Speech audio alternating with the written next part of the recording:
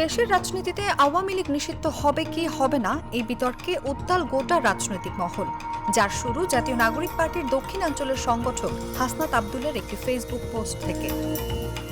শুক্রবার ফেসবুক পোস্টে হাসনাত জানান, 11 মার্চ তিনি সহ আরও দুজনের কাছে সেনানিবাস থেকে একটি পরিকল্পনা উপস্থাপন করা হয়।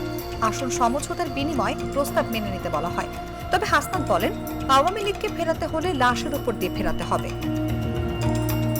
এছাড়াও ক্যান্টনমেন্ট থেকে আওয়ামী লীগকে পুনর্বাসনের পরিকল্পনা করা হচ্ছে উল্লেখ করে হাসনাত বলেন, সাবেক মন্ত্রী সাবের হোসেন চৌধুরী, সাবেক স্পিকার শিরিন শারমিন চৌধুরী এবং ঢাকা দক্ষিণ সিটি কর্পোরেশনের সাবেক মেয়র শেখ ফজলে নূর তাপসকে সামনে রেখে বাংলাদেশে ক্ষমতাচ্যুত আওয়ামী লীগকে পুনর্বাসন করার চেষ্টা চলছে।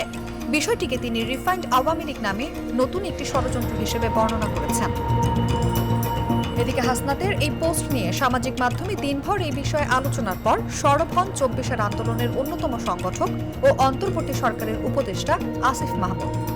17 মিনিটের একটি ভিডিওতে 6 আগস্ট 4 ঘন্টার রুদ্ধশ্বাস বৈঠকে কি ঘটেছিল তা বিস্তারিত তুলে ধরেন তিনি। একজন কনভিক্টেড পারসন আসলে কিভাবে এটা দেশের প্রধান উপদেষ্টা হতে পারে। ভিডিওতে প্রধান উপদেষ্টা হিসেবে ডক্টর ইউনূসের নিয়োগ নিয়ে সেনা প্রধানের আপত্তির কথা জানান আসিফ মাহমুদ। বলেন, বুকে পাথর চাপা দিয়ে এ সিদ্ধান্ত মেনে নেন সেনাপ্রধান লাস্ট আমাদেরকে বলেছিল যে আমি বুকে পাথর চাপা দিয়ে এই সিদ্ধান্তটা মেনে নিই। অন্তর্বর্তী সরকারের কাঠামো নিয়ে 5 আগস্ট বিস্তারিত আলোচনা হয়েছিল বলে জানান আসিফ মাহমুদ।